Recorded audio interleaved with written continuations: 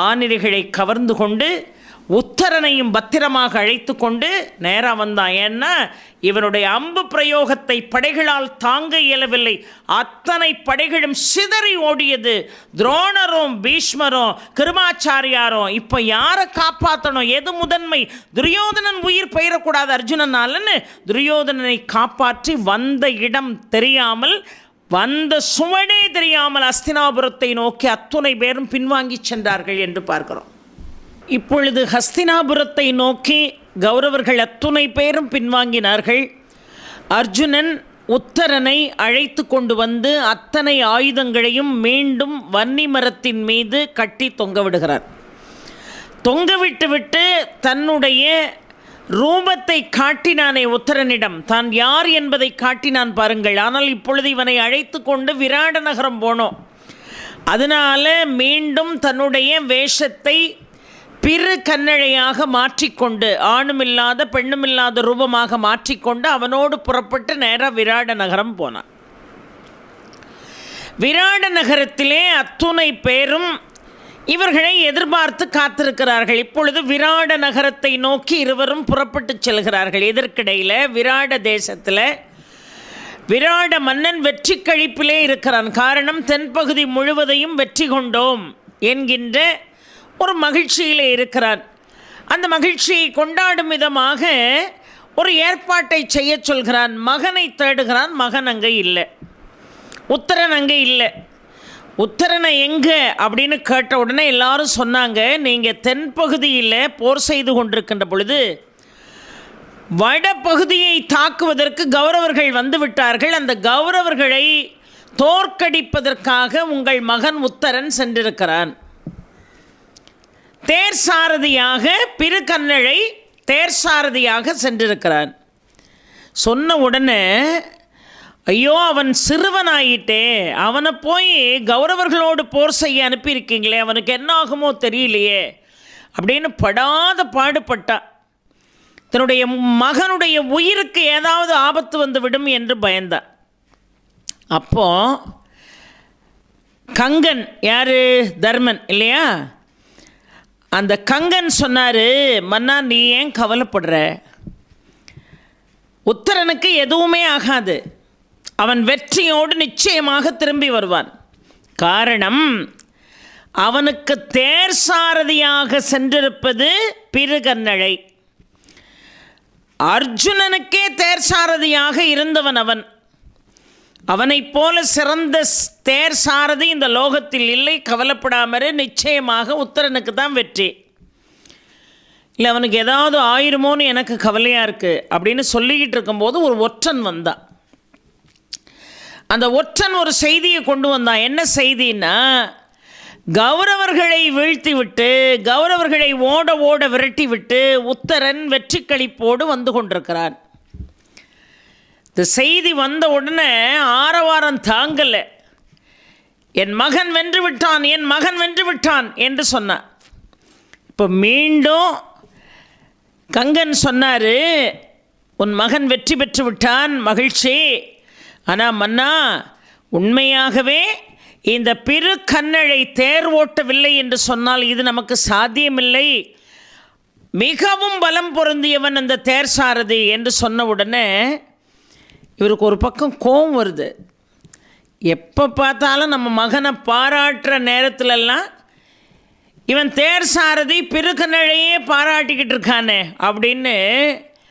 போர் செய்பவனுக்கு வெற்றியா, தேரை ஓட்டுறவனுக்கு வெற்றியா, யாரால் யாருக்கு வெற்றி அப்படின்னு கேட்டார். தர்மன் பேசலை. சரி புறப்படு, நான் ரொம்ப சந்தோஷமாக இருக்கேன், அரண்மனையில் போய் சொக்கட்டான் ஆடுவோம் 2 சுற்றுன்னு கூட்டிகிட்டு போனான். பழையபடியும் சொக்கட்டான் உருட்டும் போது விராட மன்னன் சொன்னான், என் மகனுடைய வெற்றியை நினைத்தால் மகிழ்ச்சியாக இருக்கிறதுன்னா.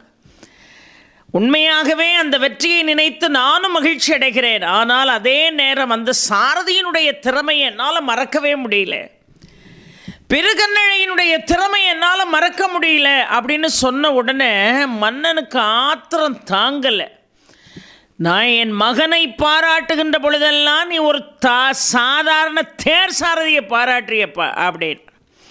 அவனை சாதாரணமானவன் என்று எடை போடாதீர்கள். அவன் மிகச்சிறந்த வீரன் போலும்.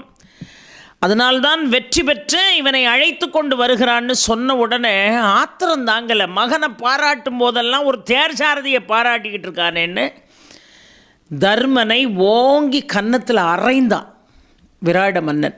கங்கணன் என்கின்ற பெயரில் என்னிடம் வேலை செய்யக்கூடிய நீ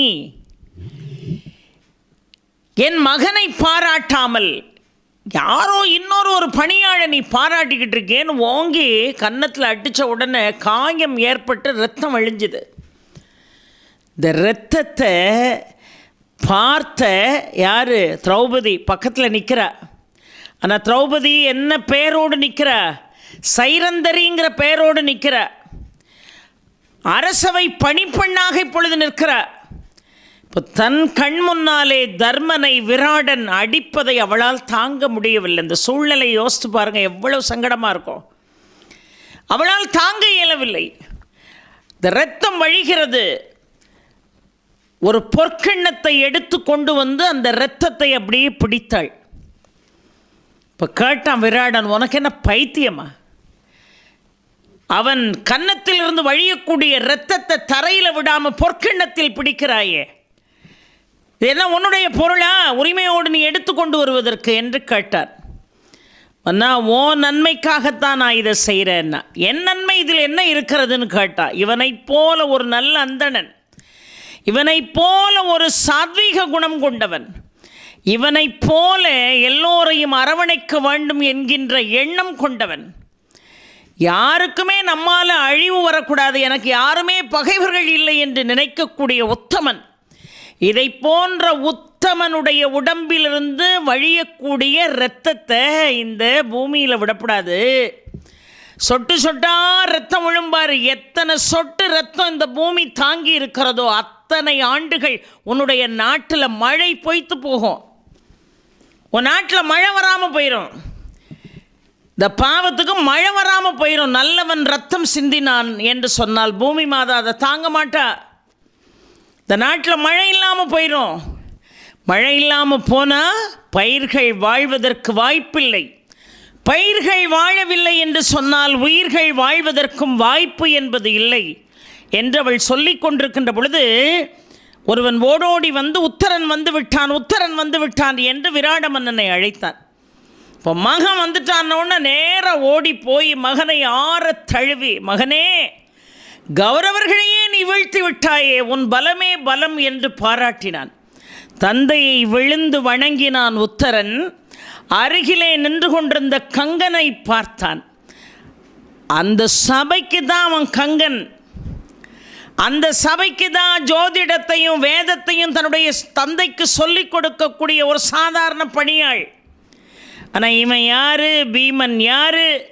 பீமன் என்ன வேஷத்தில் இருக்கான்? அர்ஜுனன் என்ன வேஷத்தில் இருக்கான்? திரௌபதி என்ன ஒரு ரூபத்திலே இருக்கிறாள்? சகாதேவனும் நகுலனும் என்ன வேஷத்தில் இருக்காங்க? எல்லாம் தெரிஞ்சுக்கிட்டு தானே வந்திருக்கான் உத்தரன். எல்லாத்தையும் தான் அர்ஜுனன் சொல்லிட்டானே. இந்த சபைக்கு தெரியக்கூடாதுங்கிறதுக்காக மீண்டும் அர்ஜுனன் பிறகன்னழை வேடத்தோடு இந்த சபைக்கு வந்தான். வந்துட்டாங்கிற செய்தியை கேட்டவுடனே விராட மன்னன் ஓடி வந்தான் பாருங்க. அப்போ அருகில் நின்ற பணியாட்களிடம் தர்மன் சொன்னார், பெருகன்னழையை உள்ள விட வேண்டாம், வெளியே நிறுத்தி வைங்கன்னார். வெளியே நிறுத்தி வைங்கன்னார். ஏன்னா வந்தவன் தன் கன்னத்தில் இருக்கக்கூடிய காயத்தை பார்த்தா தாங்க மாட்டான்னு நினச்சார்.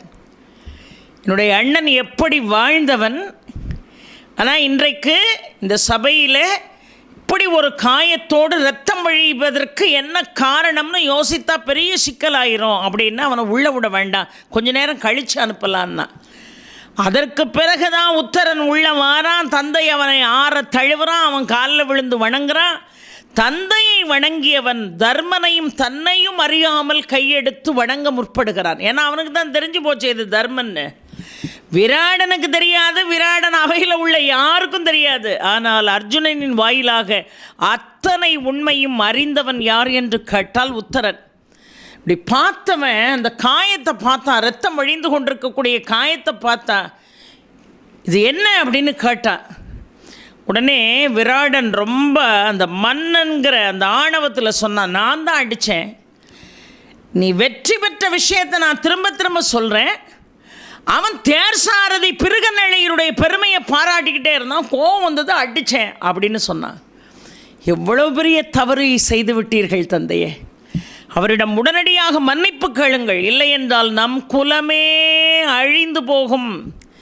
அவனிடம் மன்னிப்பு கேளுங்கள், மன்னிப்பு கேளுங்கள்னு இவருக்கு ஒன்றுமே புரியலை. ஏன் ஒரு சாதாரண பணியாள்கிட்ட போய் நம்ம புள்ள மன்னிப்பு கேட்க சொல்கிறா அப்படின்னு மன்னன் என்ன செய்தான்? மகனை திருப்திப்படுத்துவதற்காக என்னை பொறுத்துக்கொள் என்று கேட்டான். அதற்கு பிறகு அவனை அழைத்து அமர வைத்து, நீ எப்படி போராடினாய்? துரோணரையும் பீஷ்மரையும் எதிர்ப்பதற்கு ஒரு தனி தைரியம் வேணுமே, எப்படி நீ அதை செய்தாய் என்று கேட்டான் விராடன்.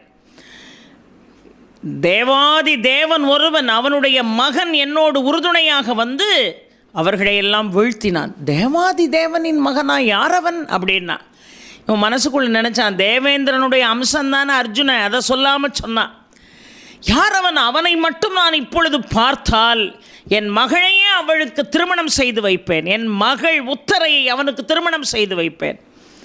அவன் வருவான், அவன் வேறு ரூபத்தில் உங்கள் முன்னால் வருவான். அப்படின்னா என்ன பொருள்? இன்னும் கொஞ்ச நாளில் பிருகநழை என்கின்ற வேஷத்தை கலைச்சிட்டு அவன் அர்ஜுனனாக உங்கள் முன்னால் வந்து நிற்பான் என்று பொருள்.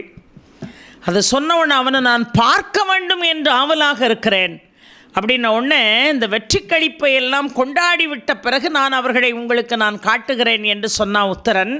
இப்போ மிகப்பெரிய வெற்றி விழாவிற்கான ஏற்பாடுகள் நடைபெறுகிறது. வெற்றி விழாவுக்கான ஏற்பாடுகள் நடைபெறுகிறது. ஆலயங்கள் தோறும் பூஜை புனஸ்காரங்கள் மிக சிறப்பாக நடைபெறுகிறது. மறுநாள் காலையில் ஒரு மிகப்பெரிய பாராட்டு விழா. யாருக்கு? விராடனுடைய மகன் உத்தரனுக்கு. விராட நாட்டையே என் மகன் மீட்டு விட்டான், அதற்கு ஒரு பெரிய பாராட்டு விழா. ஊர் மக்களே கூடியிருக்கிறார்கள், நகரத்தினுடைய அத்தனை ஜனங்களும் அந்த இடத்தில் கூடியிருக்கிறார்கள். அரண்மனை அலங்கரிக்கப்பட்டிருக்கிறது. அந்த அரண்மனையிலே முக்கியமான ஆசனத்திலே இவர்கள் ஐவரும் அமர்ந்திருக்கிறார்கள். யாரு? தர்மன் கங்கன் ரூபத்திலே இருக்கிறான், அவன் அமர்ந்திருக்கிறான். அதை போல நகுலன் குதிரை மேய்ப்பவனாக இருக்கிறான், அவன் அமர்ந்திருக்கிறான். பசுக்கூட்டத்தை மேய்ப்பவனாக சகாதேவன் வந்தான், அவனும் அமர்ந்திருக்கிறான். அவரவர்களுடைய வேஷத்தை கலைக்காமல் அமர்ந்திருக்கிறார்கள். அர்ஜுனன் மிக அழகாக பிருகநழை என்கின்ற பெயரோடு அமர்ந்திருக்கிறாள். பீமன் சமையல்காரனாக வல்லாளனாக அமர்ந்திருக்கிறார். இவங்க எல்லாரும் இந்த சமயக்கார வேஷத்தோடு, ஒவ்வொருவருக்கும் கொடுக்கப்பட்ட பணி நிமித்தம் கொடுக்கப்பட்ட வேஷத்தோடு அமர்ந்திருக்கிறார்கள்.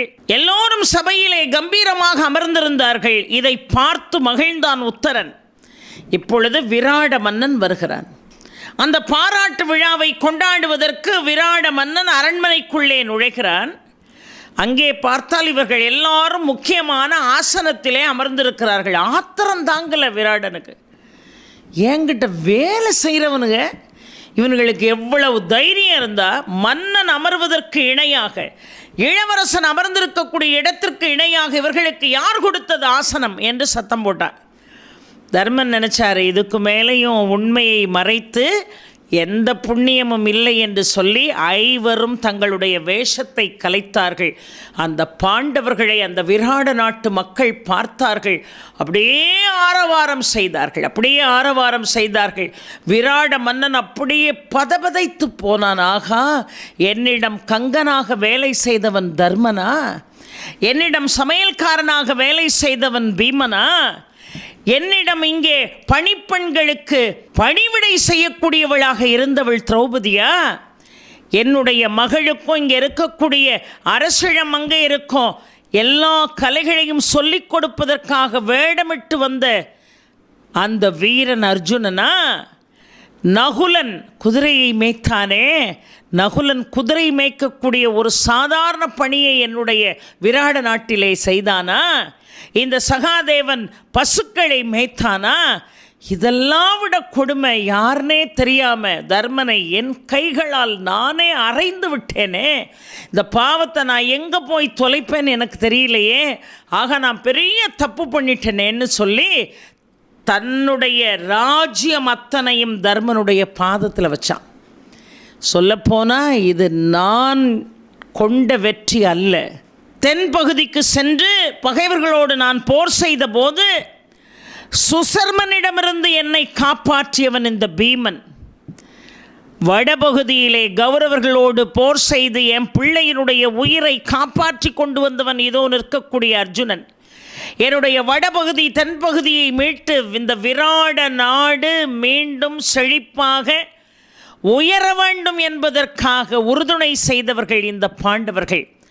ஆக வெற்றி பெற்றவர்களுக்கு தான் இந்த ராஜ்யம், எனக்கு இல்லைன்னு சொல்லி தன்னுடைய ராஜ்யத்தில் இருந்து இங்கே வாழக்கூடிய மக்களிலிருந்து மன்னனிலிருந்து அத்துணை பேரும் உனக்கு அடிமை என்று சொல்லி தன்னுடைய ராஜ்யங்களெல்லாம் கொண்டு வந்து தர்மனுடைய பாதத்தில் வச்சார் விராட மன்னன். அத்தனையும் மீண்டும் தர்மன் யாரிடமே ஒப்படைத்தான்? விராட மன்னனிடமே ஒப்படைத்தான். அவன் கொண்டு வந்து காலடியில் வச்சான். அதை நான் பெற்றுக்கொள்ள வேண்டும் என்று சொன்னால் எனக்கு தானமாக வேண்டுமானால் கொடுங்கள் என்று விராடன் கேட்டான். அதை போல அவனுடைய காலடியில் வைத்த சாம்ராஜ்யம், மக்கள், நாடு, நகரம் எல்லாவற்றையும் மீண்டும் தர்மன் யாருக்கு வாரி வழங்கினான்? விராட மன்னனுக்கு வாரி வழங்கினான். இப்போ அர்ஜுனனுடைய பராக்கிரமத்தை பார்த்தா, அர்ஜுனனுடைய அழகை பார்த்தான். என் மகளை திருமணம் செய்து தருவேன் என்று ஏற்கனவே நான் வாக்கு கொடுத்திருக்கிறேன். உத்தரன் என்னிடம் வந்து எனக்கு ஒரு தேவ மகன் உதவி செய்தான் என்று சொல்லும்போது அவனை நான் நேரிலே பார்த்தால் என் மகளை நான் அவனுக்கு திருமணம் செய்து கொடுப்பேன் என்று சொன்னேனே. அர்ஜுனா, என் மகள் உத்தரையை இப்பொழுது நான் உனக்கு திருமணம் செய்து கொடுக்க சம்மதிக்கிறேன். அர்ஜுனன் சொன்னா, நான் திருமணம் செய்ய முடியாதுன்னா. என் மேலே உள்ள கோபம் உனக்கு இன்னும் போகலையா? நான் தெரிந்தோ தெரியாமலோ சில தவறுகளை செய்துவிட்டேன். என் மகளை அர்ஜுனன் ஏற்றுக்கொள்ள வேண்டும் என்று சபையில் சொன்னான். அர்ஜுனன் சொன்னா, நான் இங்கே என்ன வேஷமிட்டு வந்தேன்? பிருக்கண்ணடை வேஷமிட்டு வந்தேன். வந்து என்ன செய்தேன்? இந்த அரசாட்சியில் இருக்கக்கூடிய அத்தனை அரச மகளிருக்கும் நான் ஆடல், பாடல், இசைக்கருவிகளை மீட்டல் போன்ற வித்தைகளை நான் சொல்லிக் கொடுத்தேன். வித்தைகளை சொல்லிக் கொடுப்பவனுக்கு பேர் என்ன? ஆசான். ஆசான் என்பவன் தந்தைக்கு சமமானவன். இதோ நிற்கக்கூடிய உத்தரை இப்பொழுது எனக்கு மகளை போன்றவள் என்று அர்ஜுனன் சொன்னான். எவ்வளவு பெரிய ஒழுக்கத்தை, நெறிமுறைகளை பாரதம் எவ்வளவு பெரிய ஒரு பொக்கிஷமாக, ஒரு பாடமாக இந்த உலகத்திற்கு சொல்லி இருக்கிறது பாருங்கள். ஆசான் என்பவன் தந்தைக்கு சமம். இப்போ இதோ நிற்கிறாளே உத்தரை, இவளுக்கு நான் தந்தை போன்றவன். வேண்டுமானால் என் மகன் அபிமன்யுவை உத்தரைக்கு நான் திருமணம் செய்து தருகிறேன் என்று சொன்னவுடன் விராட மன்னன் மகிழ்ச்சி அடைந்தான். ஏன்னா அர்ஜுனனுடைய இன்னொரு மனைவி சுபத்திரை, கண்ணனுடைய தங்கை. சுபத்திரைக்கும் அர்ஜுனனுக்கும் பிறந்தது தான் அந்த அபிமன்யு. ஏற்கனவே நான் சொல்லியிருக்கிறேன். அந்த அபிமன்யுவை நான் உத்தரைக்கு மணமகனாக கொடுப்பதற்கு, அவளை என் மருமகளாக நான் ஏற்றுக்கொள்வதற்கு தயாராக இருக்கிறேன் என்று சொல்லி மிக அழகாக எல்லாருடைய முன்னிலையிலும் அருமையான திருமணம் நடைபெறுவதற்கு அந்த நாள் நிச்சயிக்கப்பட்ட நாளாக அமைந்தது. அதற்கு பிறகு தங்களுடைய வேஷங்கள் எல்லாம் கலைந்து பாண்டவர்கள் வெளிப்பட்டார்கள் என்கின்ற செய்தி நாடு நகரங்கள் அத்தனையும் பரவியது. அத்தனை பேருக்கும் மகிழ்ச்சி. அந்த விராட நகரை விட்டு விடைபெற்றார்கள். விராட மன்னனிடம் விடைபெற்று, உத்தரனிடம் விடைபெற்று நேராக புறப்பட்டு அந்த விராட நாட்டிற்கு அருகில் இருக்கக்கூடிய உவப்பிலாவியம் என்கின்ற நகரத்தில் வந்து இவர்கள் எல்லோரும் அமர்ந்தார்கள். உபப்பிலாவியம் என்கின்ற நகரத்தில் வந்து பாண்டவர்கள் எல்லாம் வந்திருக்கிறாங்கன்னு கேள்விப்பட்டோன்ன நகர மாந்தர்கள் அத்தனை பேரும் புறப்பட்டு பாண்டவர்களை பார்க்க வந்தார்கள். கிருஷ்ணன் வந்துட்டான், பலராமன் வந்துட்டான், சாத்தியகி வந்துட்டான், சுபத்திரை வந்தா, அபிமன்யு வந்தா, திரௌபதியினுடைய பிள்ளைகள் உபபாண்டவர்கள் புறப்பட்டு வந்தாங்க. திரௌபதியினுடைய தந்தை துருபதன் வந்தா. அது மட்டுமல்ல, அவனுடைய சகோதரன் திட்டத்துய்மன் வந்தா. முனிவர்கள், யோகிகள், ஞானிகள் என்று பாண்டவர்களுடைய வருகையை எதிர்பார்த்திருந்த அத்துணை பேரும் வந்து அங்கே கூடினார்கள். மகிழ்ச்சியோடு கூடினார்கள். அந்த மகிழ்ச்சி உலகம் எங்கும் மகிழ்ச்சியை தந்தது போல ஒரு உணர்வு இருந்ததாக பாரதம் சொல்கிறது. உபப்பிலாவியம் வருவதற்கு முன்னதாக ஒரு சின்ன சம்பவம் நடந்தது. அதையும் நான் இந்த இடத்துல உங்களுக்கு சொல்லணும். உத்தரையை தன்னுடைய மகன் அபிமன்யுவுக்கு திருமணம் செய்து கொடுக்க சம்மதிக்கிறான் அர்ஜுனன். விராட மன்னன் மிகவும் மகிழ்ச்சி அடைகிறான். அதற்கு பிறகுதான் விராட நாட்டை விட்டு இவர்கள் புறப்பட்டு உவப்பிலாவியம் வந்து அந்த நகரத்திலே அமர்கிறார்கள் என்று நான் சொன்னேன். இந்த உவப்பிலாவியம் புறப்படுவதற்கு முன்னதாக அர்ஜுனன், விராட மன்னன் மற்ற எல்லாரும் சம்பாஷணை செய்து கொண்டிருக்கக்கூடிய இடத்துக்கு ஒரு ஒற்றன் வந்தான். அந்த ஒற்றன் வந்து சொன்னால், நான் துரியோதனாதிகளுடைய அவையிலிருந்து நான் வருகிறேன். 12 ஆண்டுகள் உங்களுக்கு வனவாசம். ஒரு ஆண்டு நீங்கள் மறைந்திருந்து வாழணும். ஆனால் ஒரு ஆண்டு முடிவடைவதற்குள்ளாகவே அர்ஜுனன் தன்னுடைய ரூபத்தை கலைத்து விட்டான். அதனால் நீங்கள் எல்லாரும் பழையபடி 12 ஆண்டுகள் வனவாசம் போகணும்னு என்னுடைய மன்னன் துரியோதனன் சொல்லி அனுப்பினாருன்னா. அப்போ தான் வாய் விட்டு சிரித்தான் தர்மன். வாய் விட்டு தர்மன் சிரித்து விட்டு சொன்னார், 13வது வருடம் நிறைவு பெறுவதற்கு முன்னதாகவே அர்ஜுனன் தன்னுடைய வேடத்தை கலைத்து விட்டான் என்று உனக்கு யார் சொன்னா? நாள், நட்சத்திரம், நாழிகை எல்லாத்தையும் போய் பார்க்க சொல்லு. எப்போ சங்கெடுத்து ஊதுனானோ அதற்கு பிறகுதான் போர் செய்தான். அதற்கு பிறகுதான் தன்னுடைய சிகை அலங்காரத்தை கலைத்தான். வளையலெல்லாம் கழத்தி அதுக்கப்புறம் தான் வீசினான். போருக்கு நான் தயார் என்று சொல்வதைப் போல சங்கெடுத்து ஊதினானே, அந்த நேரத்தோடு 13வது ஆண்டு நிறைவு பெற்று விட்டது. இந்த நாழிகை மேலே உனக்கு சந்தேகம் இருந்தா, நான் சொல்கிறது தவறுன்னு உனக்கு தோணுச்சுன்னா எங்கள் பீஷ்மரை சொல்லு பார்க்கலாம். அங்கே இருக்கக்கூடிய அரசவை ஜோதிடர்களை சொல்ல பார்க்கலாம். எப்பொழுது சங்கை எடுத்து அர்ஜுனன் ஊதினானோ அந்த நேரத்தோடு தன்னுடைய ரூபத்தை கலைப்பதற்கு முன்னதாகவே 13 ஆண்டுகள் நிறைவு பெற்று விட்டது. இது பிதாமகருக்கும் தெரியும், அங்கே இருக்கக்கூடிய அரச ஜோதிடர்களுக்கும் தெரியும். போய் சொல்லு அப்படின்னு சொல்லிட்டு தான் இந்த ஓப்பிலாயத்திற்கு வந்து அங்கே தங்கியிருக்கிறார்கள். இவர்கள் வந்திருக்காங்கன்னு தெரிஞ்சோடனே எல்லாரும் வந்து பார்த்தாங்க. இப்பொழுது ஒரு பெரிய மந்திர ஆலோசனை நடந்தது. என்ன மந்திர ஆலோசனைனா, சூழ்ச்சி செய்து சூதாட வைத்தார்கள். நாட்டை இழந்தார்கள். மானம் இழந்து மதி இழந்து கண்ணீரோடு வனவாசத்திற்கு சென்றார்கள். 13 ஆண்டுகள் வனவாசம், 12 ஆண்டுகள் காட்டிலே திரிந்தார்கள். 13வது ஆண்டு தன்னுடைய ரூபத்தை மறைத்து கொண்டு அஞ்ஞானவாதம் செய்து முடிவடைந்து விட்டது. இப்போ கிருஷ்ணன் சொன்னான், 1, துரியோதனாதிகள் தன்னுடைய தவறை உணர்ந்து ஏற்கனவே அவர்களிடமிருந்து வாங்கிய ராஜ்யத்தை, அவர்கள் விட்டு சென்ற ராஜ்யத்தை அவர்களிடமே கொடுக்கணும். 1. அப்படி இல்லை, சூதாடி அத்தனையும் தர்மன் எங்களிடம் தோற்றான். ஆக தோற்றவனுக்கு ராஜ்யம் கிடையாது, அதனால தான் அவனை காட்டுக்கு அனுப்பணும். வென்றவனுக்கே ராஜ்யம், அதனால தான் அத்தனை என் கையில் இருக்கு. மீண்டும் அவர்கள் அனுபவித்த ராஜ்யத்தை, இந்திரபிரஸ்தத்தை பெற வேண்டும் என்று சொன்னால் எதை சூதால் இழந்தார்களோ மீண்டும் அதே சூதை கையாண்டு அவர்கள் பெறலாம். அது ஒரு யுக்தி. மனசு வச்சு நியாயத்தின் பக்கம் நின்று துரியோதனன் நாட்டை கொடுக்கறது தான் நல்லது. அப்படி கொடுக்க மாட்டேன்னு சொன்னால் போரை தவிர வேறு வழி இல்லை. யார் சொல்கிறா? கிருஷ்ணன் சொல்கிறார். பலராமன் சொன்னார், சகுனி தான் சூதாட்டத்தில் வெற்றி பெறுவான்னு இந்த தர்மனுக்கு தெரியும். தான் ஒரு தவறான இடத்துல உட்கார்ந்துருக்கோங்கிறதும் தர்மனுக்கு தெரியும். தன்னுடைய தம்பிமார் யாரையுமே கேட்காம தம்பிமாரை பணையம் வைத்தான், மனைவியை பணையம் வைத்தான். சகல தவறுகளையும் செய்தவன் இந்த தர்மன் நாட்டை இழந்து போனான். இப்போ அந்த நாடு துரியோதனன் கைக்கு போயிட்டு பல ஆண்டுகளாக துரியோதனன் அதை அனுபவித்து கொண்டிருக்கிறான். இப்பொழுது 13 ஆண்டுகள் கழித்து திரும்ப வந்து நாட்டை கொடுன்னு கேட்டால் அது சாத்தியம் இருக்காது. துரியோதனன் அதற்கு ஒப்புக்கொள்வானா தெரியாது. அதை கேட்பதும் நியாயம் இல்லை. நகரத்துக்குள்ளே வாழ்ந்துட்டு போட்டோம், ஆனால் ராஜ்யத்தில் பாதியை கொடுன்னு கேட்க வேண்டான்னார். யார்? பலராமன்.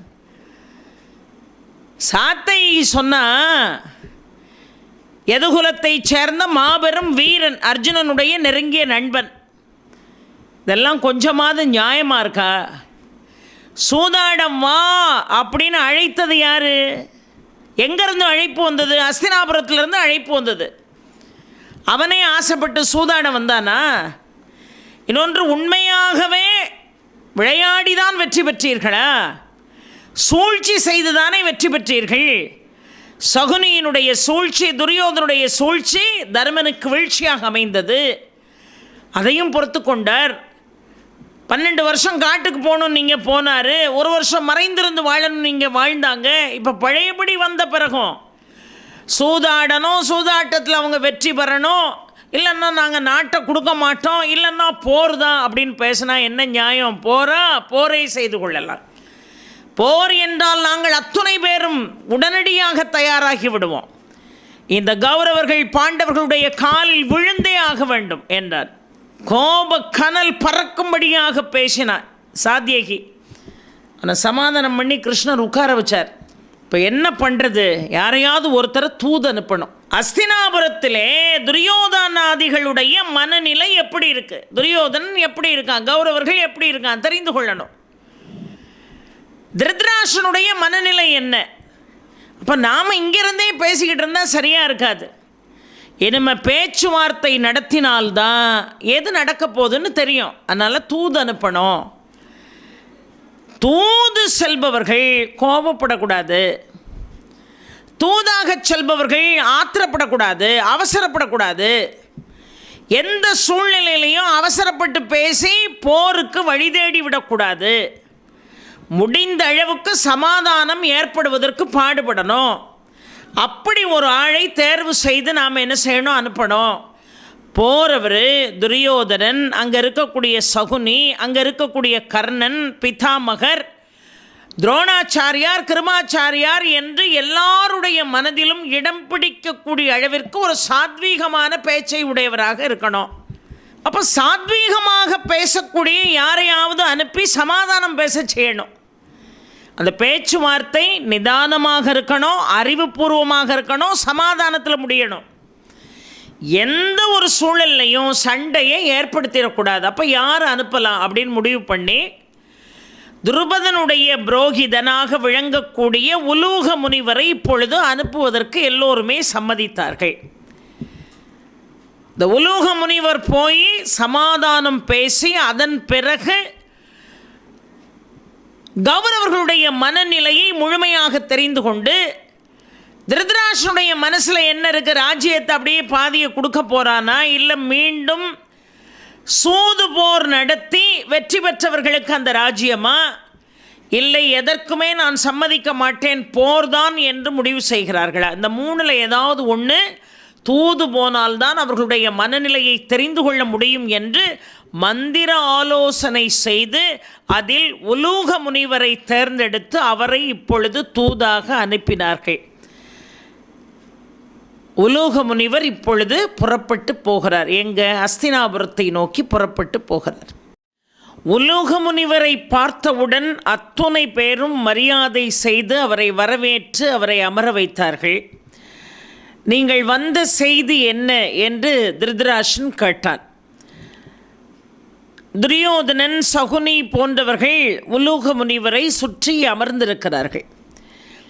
இப்போ உலூக முனிவர் சொன்னார், நான் உபப்பிலாவியத்திலிருந்து நான் வருகிறேன், பாண்டவர்கள் அனுப்பி நான் உங்களிடம் தூதுவனாக வந்திருக்கிறேன், உங்களுடைய செய்தி என்ன அப்படின்னு இப்போ துரியோதனன் கேட்டான். கேட்ட உடனே உலூக முனிவர் சொன்னார், அப்பா நடந்த விஷயங்கள் எல்லாருக்குமே நன்றாக தெரியும். நீங்கள் ஒரு சூது போரை நிகழ்த்தி 12 ஆண்டுகள் அவர்கள் வனத்திலே வாழ்ந்தார்கள் பாண்டவர்கள். 13வது ஆண்டு மறைந்திருந்து வாழக்கூடிய அஞ்ஞான வாசத்தையும் முடித்துவிட்டு அவர்கள் இப்பொழுது ஓப்பிலாவியத்திலே தங்கியிருக்கிறார்கள். இப்போ நீங்கள் சொன்னபடி அவர்கள் நடந்து கொண்டார்கள். நீங்கள் என்ன எதிர்பார்த்தீர்களோ அதன்படி அவர்களுடைய நடவடிக்கை இருந்தது. அதிலிருந்து அவர்கள் முற்றிலுமாக மாறவில்லை. இப்பொழுது நீங்கள் அவர்களுடைய ராஜ்யத்தை திருப்பி கொடுக்கணும்.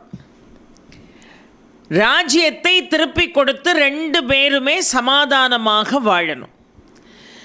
2 பேர் மனதிலும் இனி எந்த பகையுமே இருக்கக்கூடாது. இப்பொழுதும் சொல்கிறேன், பாண்டவர்கள் உங்களை பகையாக நினைக்கவில்லை. நீங்களும் பகை பாராட்டாமல் உங்கள் இடத்தை நீங்கள் மகிழ்ச்சியாக ஆளலாம். அவர்களுடைய ராஜ்யத்தை அவர்கள் மகிழ்ச்சியாக வாழலாம். இந்த சுற்றம் நாட்டு மக்கள் எல்லாரும் நல்லா இருப்பாங்க. இந்த நாடும் நகரமும் அமைதியாக இருக்கும். அப்படி இல்லை, சூதினால் இழந்த ராஜ்யத்தை மீண்டும் பெற வேண்டும் என்று சொன்னால் மீண்டும் சூதினால்தான் அதை பெற முடியும். சூதின் வாயிலாக பெற்ற அத்தனை ராஜ்யத்தையும் மீண்டும் அவர்கள் கையிலே கொடுக்க வேண்டும் என்று சொன்னால் அவர்கள் மீண்டும் ஒரு முறை எங்களிடம் சூதாடி வெற்றி பெறணும். இந்த 2ம் இல்லைன்னா வேறு வழியே இல்லை, போர் தான் நடக்கும். இந்த போரால் யாருக்கும் எந்த பயனும் இல்லை. ஆனால் ஒன்றை மட்டும் என்னால் உறுதியாக சொல்ல இயலும், போர் வர வேண்டாம், சமாதானம்தான் வேண்டும் என்று நான் நினைக்கிறேன்.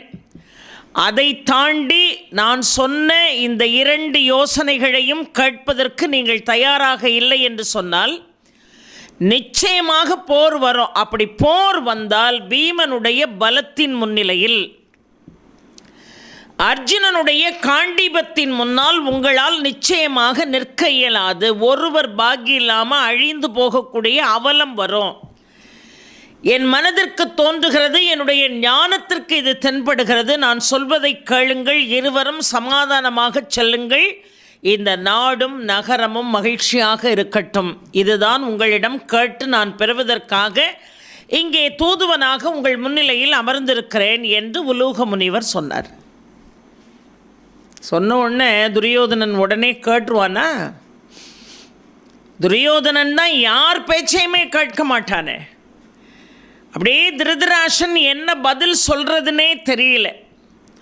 எப்பொழுதுமே தலை ஒழுங்காக இருந்ததுன்னு வைங்களேன், வால் ஒழுங்காக இருக்கும். முதல் கோணல் முற்றும் கோணல் என்று சொல்வார்கள். சொல்லப்போனால் திருதராஷன் சரியில்லை, அவனுக்கு ஆளுமை இல்லை, பிள்ளைகளை கண்டிக்கக்கூடிய தைரியம் இல்லை.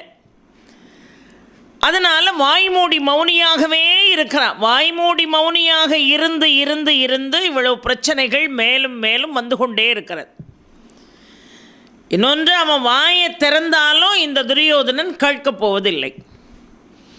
உலூக முனிவர் இவ்வளவு சொன்ன பிறகும் துரியோதனன் சொன்னால், 4 சுவத்துக்குள்ளே உட்காந்துக்கிட்டு நாங்கள் போர் செய்வோம், நாங்கள் யுத்தம் செய்வோம், அவனை அழிப்போம் இவனை அழிப்போம்னு சும்மா வாயால் பேசிக்கிட்டு இருந்தால் போதாது. இதுக்கெல்லாம் பயந்தவர்கள் நாங்கள் இல்லை.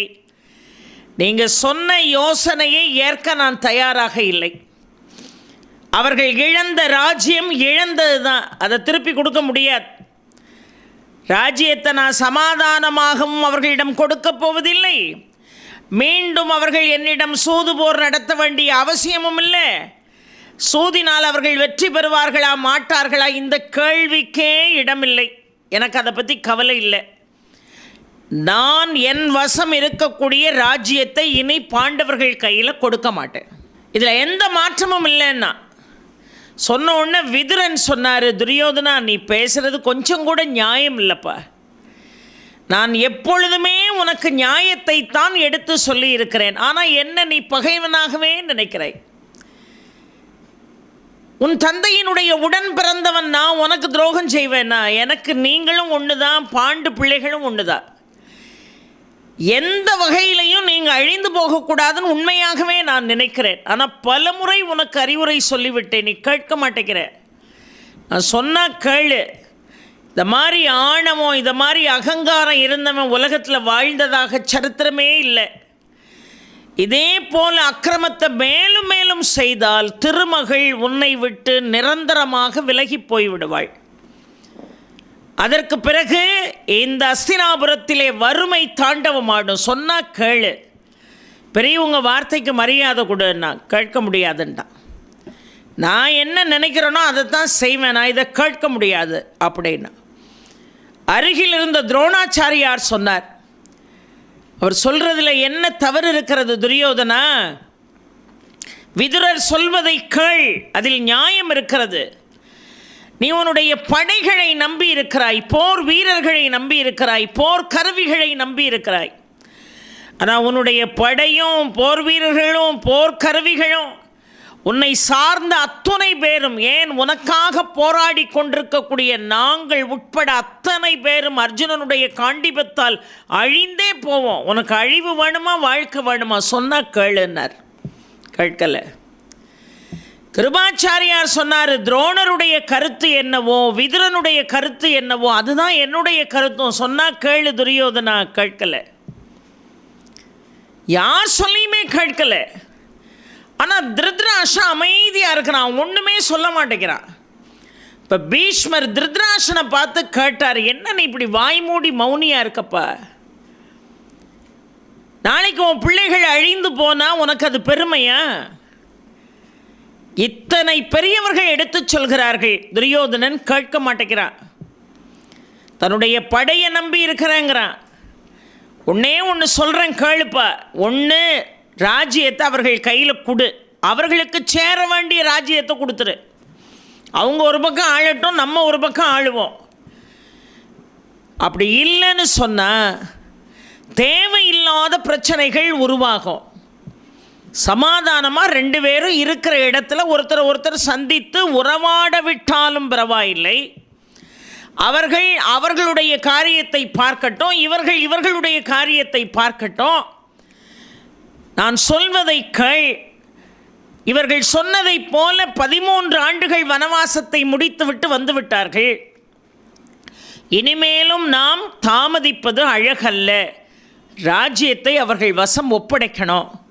அதை விட்டுட்டு வில்லில் சிறந்த வீரர்கள் எல்லாம் என் பக்கத்தில் இருக்காங்கன்னு தேவையில்லாத மனக்கோட்டையை துரியோதனன் கட்டி கொண்டிருந்தான் என்று சொன்னால், அந்த மனக்கோட்டை ஒரு நாள் சுக்கு நூறாக பாண்டவர்களால் அழிக்கப்படும் அப்படின்னு சொன்ன உடனே ஆத்திரம் யாருக்கு வந்தது தெரியுமா? கர்ணனுக்கு. சிறந்த வில்வித்தையாளர்கள் தன்வசம் இருக்கிறார்கள் என்று துரியோதனன் நினைத்து கொண்டான் என்று சொன்ன உடனே நம்மளைத்தான் சொல்கிறாருன்னு நினச்சிக்கிட்டு பீஷ்மரை பார்த்து சொன்னால், நீர் யாரை சொல்கிறேன்? சொன்னாலும் சொல்லாவிட்டாலும் நான் வில்வித்தையில் உயர்ந்தவன் தான், அதில் உமக்கு என்ன சந்தேகம்? நீர் பரசுராமருடைய மாணவன் என்கின்ற ஒரே தகுதியை தவிர, அதுலேயும் ஒரு குறிப்போடு சொன்னான் பாருங்க, மிகப்பெரிய பராக்கிரமசாலி தான் பரசுராமர். ஆனால் ராமனிடம் நிற்க முடியாமல் தோற்று போனவர் பரசுராமர். அந்த பரசுராமருடைய மாணவர் நீர் என்கின்ற தகுதியை தவிர வேற என்ன தகுதி உமக்கு இருக்கிறது? என்ன கேட்கிறான்? உனக்கு பாடம் சொல்லி கொடுத்த ஆசிரியரே ராமனுக்கு பயந்து ஓடினாருன்னா நீ என்ன பெரிய வித்தையில் கூடினவன்? அவர்கிட்ட பாடம் பிடிச்ச ஆள் நீ எப்படி ஒரு சிறந்த போர் வீரனாக இருக்க இயலும்? அப்படின்னு உள்ளுக்குள்ளே நினைச்ச செய்தியை மறைமுகமாக என்ன செய்தான்? கர்ணன் வெளிப்படுத்தினான். அவர் உடனே சொன்னார், பீஷ்மராமா, ராமன் முன்னால் நிற்க இயலாமல் ஓடிய பரசுராமருடைய மாணவன் தான் நான். நீ சொல்றது மாதிரி நான் ரொம்ப போர் திறமை படைத்தவன் இல்லை. யாரு? பீஷ்மர் சொல்றார். ஆனால் நீ ரொம்ப போர் திறமையில் கூடுனவன்பா. சொன்னாலும் சொல்லாட்டாலும் உன்னை நம்பி இருக்கான் பாரு இந்த துரியோதனன். அந்த நம்பிக்கை என்னமோ உண்மைதான். உன்னை போல வீரனை நாங்கள் லோகத்தில் பார்த்ததில்லைன்னு அப்படியே கிண்டல் பண்ணார். சொல்லிட்டு சொன்னார், ஆமாப்பா நீ எவ்வளோ பெரிய வீரனுங்கிறதுக்கு உனக்கு ஒரு உதாரணம் வேணுமா, 2 உதாரணம் வேணுமா? சித்திரசேனன் என்கின்ற கந்தர்வன் இவனை கையையும் காலையும் கட்டி தேரில் போட்டு கொண்டுட்டு ஓடுனானே, அந்த சித்திரசேனனிடமிருந்து இந்த துரியோதனனை காப்பாற்றியது நீயா? பெரிய வீரம் பேசுகிறாயே. உன்னை போல வில்லாற்றல் கொண்டவன் இந்த உலகத்தில் இல்லைன்னு தற்பெருமை பேசுகிறாயே. சித்திரசேனன் உன்னுடைய நண்பன் துரியோதனனை கையை காலை கட்டி தேர் மேலே போட்டு கொண்டுட்டு ஓடும்போது நீயா போய் அவனை காப்பாற்றின போனா போதுன்னு தர்மன் மனசு வைத்த காரணத்தினால பீமனும் அர்ஜுனனும் சேர்ந்து இந்த துரியோதனனை காப்பாற்றினார்கள். இல்லைன்னா அன்னைக்கே இவன் கதை முடிஞ்சிருக்கும். விராட நாட்டை நோக்கி நாமெல்லாம் படையெடுத்து போனோமே. விராட மன்னனுடைய மகன் யாரு? உத்தரன். அந்த உத்தரன் இப்பொழுது தேர் சாரதியாக வந்தான். பின்னாடி பெண் வேடத்திலே நின்றவன் யாரு? அர்ஜுனன். அதற்கு பிறகு சங்கை எடுத்து ஊதி தன்னுடைய 13 ஆண்டுகளை நிறைவு செய்து விட்டேன் என்று காட்டிய பிறகு உன்னை துவம்சம் பண்ணணும்னு உன் தேரை விரட்டிக்கிட்டே வந்தானே. நாங்கள்லாம் ஒன்று சுற்றி நின்று காப்பாற்றலைன்னு சொன்னால் அன்னைக்கே உன் கதை முடிஞ்சிருக்கும்.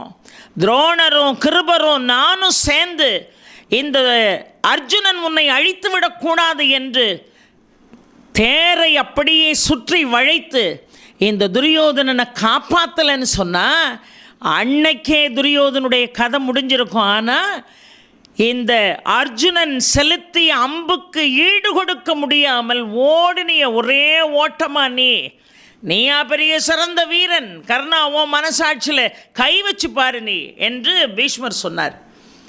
இன்னும் சொன்னார் பாருங்க, திரௌபதிக்கு சுயவரம் நடந்ததே, நீங்கள் எல்லாரும் மாவீரர்கள் தானே, ஏன் மாவீரனாகிய நீ அந்த திரௌபதியினுடைய சுயவரத்தில் போர் செய்து வெற்றி செய்து அவளை உன்னால் தூக்கிட்டு வர முடிஞ்சுதா? அந்த சுயவர மண்டபத்தில் நடந்த சண்டையில் அத்தனை பேர் இருக்கிற இடம் தெரியாமல் ஓடுனீங்களா? ஓடலையா? நீ என்ன பெரிய வீரன், நான் வீரன் என்று சொல்லி இந்த துரியோதனனை உன் கட்டுப்பாட்டில் நீ வச்சிருக்கே தவிர உன்னால் அவனுக்கு எந்த காரியமும் ஆக போகிறதில்லைங்கிறது தான் உண்மை.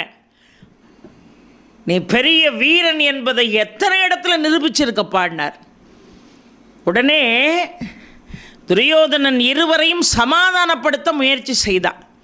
ஏன்னா அவனுக்கு கர்ணன் நெருங்கிய நண்பன், இந்த பக்கம் பீஷ்மர். ஆனாலும் நியாயத்தின் பக்கம் துரியோதனன் நிற்க மாட்டான். என்ன செய்ய மாட்டான்? யார் சொன்னாலும் அவன் என்ன செய்ய மாட்டான்? கேட்க மாட்டான். இந்த மாதிரி பல பேர் அறிவுரை சொல்லியும் அவன் கேட்கவில்லை. துரியோதனன் சொன்னான், யார் என்ன சொன்னாலும் போர் நிகழும், என் ராஜ்யத்தை நான் கொடுக்க மாட்டேன், போரிலே வெற்றி பெற்றால் அதை பெற்றுக்கொள்ளலாம் என்று சொன்னான். நம்ம தூது வந்து இங்கே ஒன்றும் ஆக போகிறதில்லைன்னு நினச்ச உலூக முனிவர் நேராக புறப்பட்டு துவாரகைக்கு வந்து கிருஷ்ணன்ட்ட நடந்ததை சொன்னார். கிருஷ்ணன் சொன்னார், என்னை வந்து அர்ஜுனனை பார்க்க சொல், உபபிலாவியத்தில் இருக்கக்கூடிய அர்ஜுனனை துவாரகைக்கு வந்து என்னை பார்க்க சொல்லுங்கள் என்று உலூக முனிவரிடம் சொல்லி அனுப்பினார்.